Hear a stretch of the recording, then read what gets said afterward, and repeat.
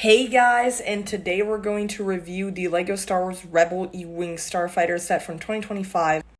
It has 594 pieces, it's 8+, and it has 4 minifigures. The top of the box is a bunch of boring text and a Cassian Andor minifigure that I'm very much looking forward to have. Back of the box obviously advertises the thing on Yavin with some of the play features, and it looks kind of small. Let's see if that holds true. Let's get into this already. I'm a big fan of the Cassian Andor minifigure in this set. I like his torso print with the little pins there and the rank badge, it appears to be, and the back of the torso is also really detailed. He has dark bluish gray arms. His leg printing I think looks absolutely fantastic. He also has a blaster, which I feel is very accurate to the one in the show. The true highlight on this figure though is the face print. Firstly, just looks like it's Diego Luna. It looks so accurate to him. In the back face, I didn't know like I could just Photoshop someone's face and plop it on a cylinder and make it look that good. The real low light on this figure is the hairpiece, and it actually has some interesting info. They included 2 hair pieces. It just does not work. I don't know why they reused it from Rogue One. Like, it looks nothing like Cassian's hair, honestly. Back in 2023, I think they created the perfect piece, and if they simply used this piece on him, this figure would be 10 out of 10, but no, we're just gonna keep it at like a 9. Oh my god, the Dead Ramiro minifigure in this set is so cool. The torso print is fantastic. It captures all of those details from the ISB trench coat. It even has the flap thingamajig on the back. You can see that it has that continuous print from the torso to the hips to the legs to some little indents to make her look more female. Again, the face print is just an absolutely fantastic likeness. I think it looks exactly like Denise Gao. And the back face, I think, also looks just perfect. As you can see, she even has her little pistol there and that dual molded hat piece. It is so perfect. As you can see, the hat is a bit bigger than the regular Imperial hat, but I think that's fine when the headpiece, the hair that they have molded into it, is just that good. It's even knotted up at the back in the bun. It's clearly, as you can see, dual molded, had some black inside. This is literally a perfect figure. How could they ever mess this up?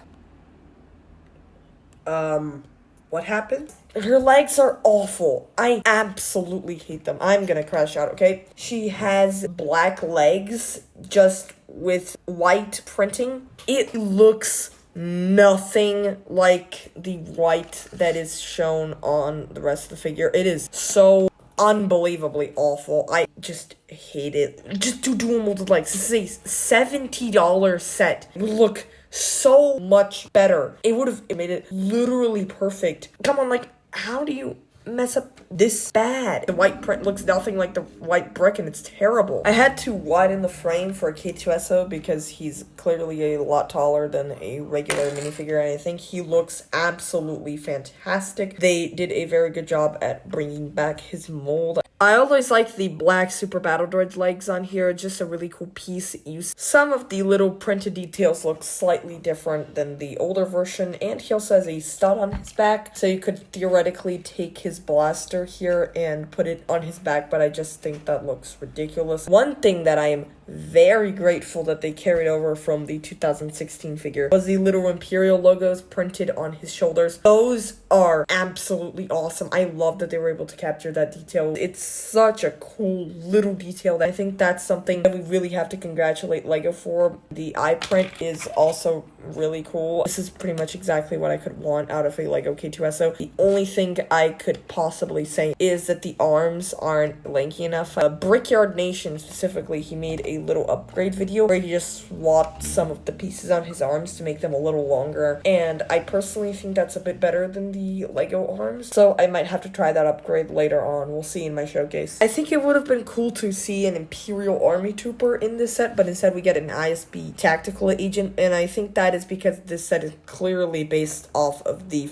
final arc from Andor, not the Gourmet Massacre arc, and the riot shield is obviously pretty basic. I did make a riot shield that had the clear window thing on the front, but I don't think that was completely needed. I think this suffices. The torso print and the leg print feel like they're amalgamation from some different Imperial troops. Like, he has a Stormtrooper belt. He also has toe printing here, which I think is really cool. He also has like Scout Trooper legs, it looks looks like a snowtrooper torso. He also used the exact same face and hat as Commander Prodigy, which it's really interesting to me. But anyway, you can take off his hat. I was talking about the extra hairpiece included earlier. Sure, it fits. I think this is something that you can clearly do with your extra Cassian Andor hairpiece, but it's definitely not something that was intended. I guess it's just that they think that this piece is small enough to serve as an extra piece in the set. Here is the U-wing all built up. It's just the U-wing in the set. You don't get a side build,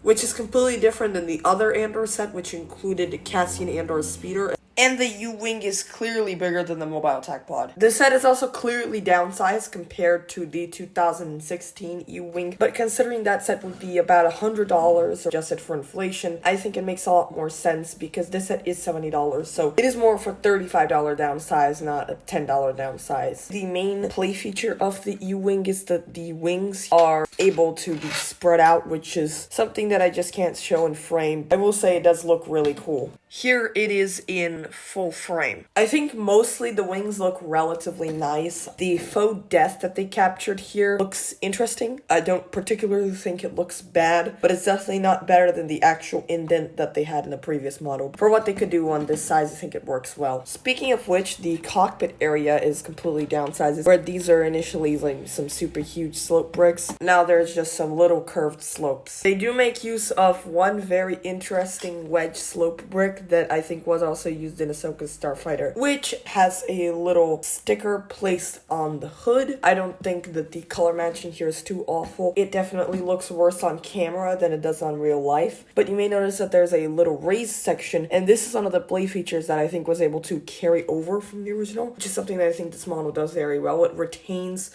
some of the playability from the original set, but also makes it smaller. But basically, you push down on this in both of the sets, you just fire out at the same time. On the original one, you could fire them separately, but I don't think that's a huge deal. The function still works fantastically. Here, let me show you how it's made. Basically, what you do is put this little assembly on top of these green plates. Then you put the computer on to hide this yellow tile. You tack on this 1x4, just so you can then add the front spring-loaded shooters, and then you can push down on it and it fires off. There are also some cannons back here that I think look very good. I'm also a big fan of the color blocking on the wings. One thing that contributes to the wings' sleekness is the use of minifigure CMF plates. As you can see, another sticker is plucked on there, and we really need someone to make an Andor CMS series with these blacks here. Speaking of things that are able to carry over from the original model, there is this little circular section with the grill piece on top that has some greebling on it. You may see a little knob here.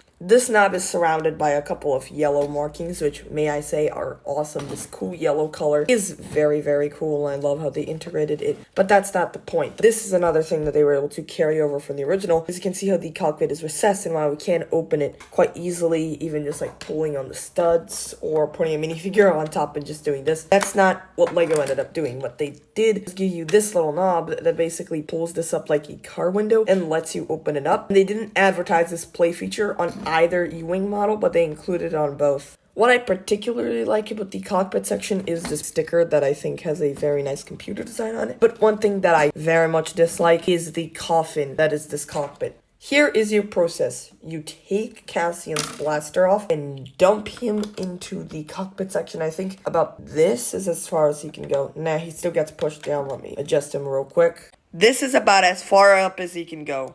Considering how well designed the cockpit of the old U-wing was, this is just sad. Well, Lucatox, I hear you say. Why don't you just place him a stud forward over the ingot piece? Well, the ingot is on top of a 10x4 plate and you can't just do this, like, legitimately. I don't know why they didn't just put this ingot a couple bricks back so Cassian could sit up ever so slightly taller, but that's not the big culprit. You know what the big culprit is?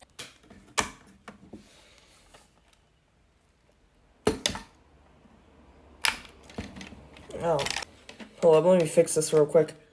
Well, here's the top of the U-wing, and as you can see, there are two 10x4 plates right here. And instead of using those two 10x4 plates, LEGO could have replaced them with some 2x6 or 8s here, then some 1x10s running through, and more 1x10s, and here 2x8 to allow space on around this section of the build to have Cassian sitting down about like this, and then build a good looking seat around that. And I think that would have been a considerably better way to design this set. But no, LEGO just went and used two 10x4 plates, and now Cassian has to be laying down in a coffin. Also, if you did this, there would be no reason to obstruct the top of this, meaning it could go up a little further, which also means that you could actually set figures up in here. That's just not possible. The plate's gonna go over this right now. I really like the contouring of the side sections and how the windows are designed. I love how they use this hinge plate here to capture an angle here and put some grills on top. I think that's nice. There's more cool yellow, but we're gonna talk about the engines later. The window up on the bottom of the set I think is also amazing. It is very well built, and in my opinion, actually one of the only things that has improved here compared to the previous model, at least ingenuity wise. Now let's get into the bad part of the interior. Firstly, you can see that this panel flops down instead of sliding back like the 2016 one did. That's just because this model was way too small to accommodate that sort of feature. But I've seen some mods on Reddit that actually fix this, and I think those are pretty interesting. If you just search up LEGO U-wing mods, the first result that you get is able to turn this entire thing into a troop compartment. I think this is a very, very funny thing here in the interior, because you remember in episode 7 of season 2 of Andor, when they were loading up like those 5 or 7 metric tons of cargo into the cargo bay, and here you can fit one minifigure in the most awkward position ever. One of the other reasons, probably because you see this box in here. I am pretty sure they had actual space for a box. If they didn't, they could just swap these jumper plates for something else, and then they would have space here at the back to still put that actual box. That would have been a lot better than a literal block and basically impeding your access to the interior. The only other thing that I believe you can do here is throw in Cassian's blaster, which is going to be too hard to do on camera. Here we still also have a little control panel. It is damn near impossible to see, but it's in there. Remember back in the 2016 U-wing when we had space for 4 minifigures in the cargo bay? And we also had stud shooters to play with, and here you have space for a blaster and a minifigure. One last little tidbit. The engines. As you can see, they're a lot bumpier than they probably should be. I really like the round sections of the engines, but this like middle section, because of the way it has to be attached and how they built it, it just can't be built in a way that allows you to have everything be completely smoothed off. I think that's just something we're gonna have to live with. But this front module specifically, let me take it off. This front part with the little 2-piece, you take off this specific section, this looks very, very good. And the back plate, and it literally should be right here, which they could do if they wanted to, but they don't for some reason. I don't think I despise the engines as much as many other people, but I think they don't look good at all, honestly. The backmost section looks really nice with the trans-blue thrust itself, but this light portion doesn't look the greatest. Overall, do I think the LEGO Star Wars U-wing Starfighter from 2025 is worth $70? I think it is. It's got a lot of problems, but I still think it's overall a pretty good set, and I am going to do a mods video later on. But as it comes, the set isn't bad in my opinion. I still think I prefer the mobile tac pod as far as an overall build goes, especially because that one had a fantastic interior space that, as we've gone over, this set just does not provide. But the exterior, I think it looks very, very good, and the minifigure selection is fantastic. For anyone who wants Andor figures, this is basically the only set you can buy with these characters. But I have also done a ton of custom minifigure showcases from this show. In those, I show you how to build every character from the show. So if you want to see how to do that, please check that out. Bye, guys!